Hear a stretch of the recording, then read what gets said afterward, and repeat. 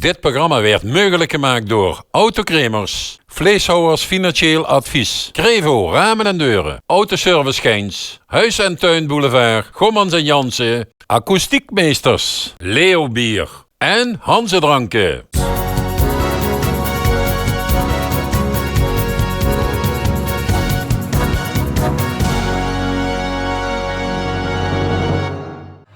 Vastgelopen samen vanuit de studio in Lin. Hallo, ik heb u bij me staan. Johan de Eerste van CV de Datajas, uit Maastricht. En Johan, de was de voorganger daarvan. Wie gaat zo eigenlijk in het werk in Maastricht? Nou, dat was als een echte hooglustigheid behandeld. Dat was opgehaald door een echte auto met een naam erop als met privéchauffeur. Dat is 6 weken lang de persoon van de vereniging. En dat was in Maastricht was op handen gedragen als ze daar de hooglustigheid mag zien. En wie werd ze benaderd om dat te weren? Nou, daar hebben ze een kanselarijraad en die gaat zich dan polsen of ze interesse hebben. En dan wordt ze op een avond plotseling gebeld van zonder naam, zonder toenaam, van zouden we weer een keer met zich mogen praten.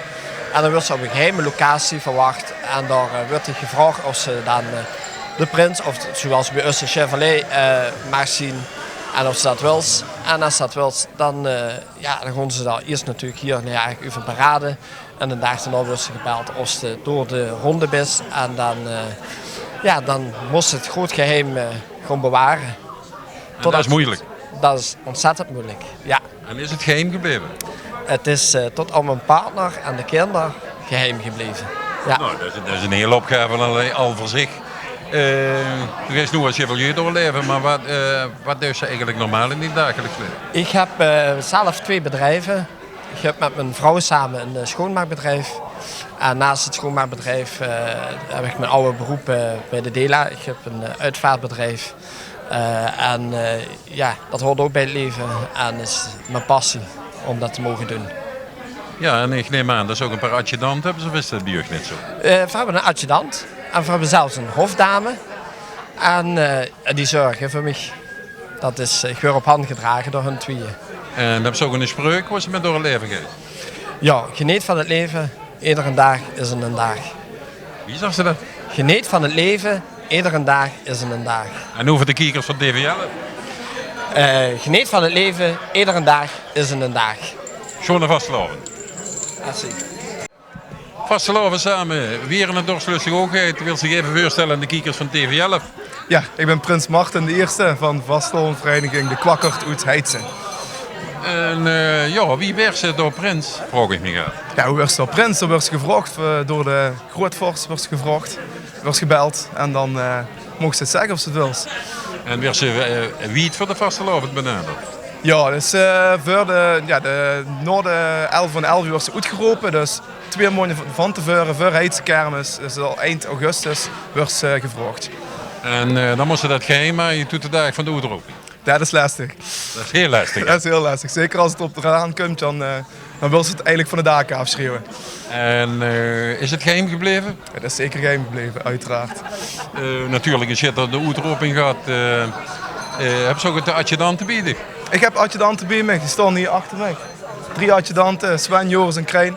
Ik neem aan ook dat ze een spreuk hebben, of niet, waar ze met door het leven gaan. Absoluut. Mijn liefspreuk is, nu niet onder de lat, maar heel Heidse plat. Wie zei ze dat? Nu niet onder de lat, maar heel Heidse plat. Zeg het nog een keer voor de kiekers van DVL. Nu niet onder de lat, maar heel Heidse plat. Dus ze is een keeper. Dat heb ze goed geschoten, absoluut. Ja, maar ik heb niet geschoten, doe heel ze allemaal goed. Ja, soms wel. Ik heb nog eigenlijk een heel klein vraag. Wat doe je eigenlijk in je dagelijks leven? Ik werk bij DHL. Daar ben ik teamleider van 2 kantoorafdelingen. Oh, dan ben je gewend om de leiding te geven. Dan zal het niet moeilijk zijn in de vastgelopen om dat ook te doen. Dat zal zeker goed gaan komen. Dan rest me nog maar 1 ding om te zeggen, schoon en vastgelopen. Hetzelfde geweest. Vastgelopen samen. Vastgelopen. Wilt zich even voorstellen aan de kiekers van TVL? Jazeker, ik ben Prins Mark ten Tweede van de kakers van Maxet. Ik zal even uitleggen hoe het Maxet ligt. Het Maxet ligt eigenlijk tussen Lijveren en Heidse in. Dus alles een beetje vanaf de kerk van Lijveren tot aan de kom van Heidse. Door regeerstik. Ja, inderdaad. En dan weer, wie heerst dat eigenlijk, Prins?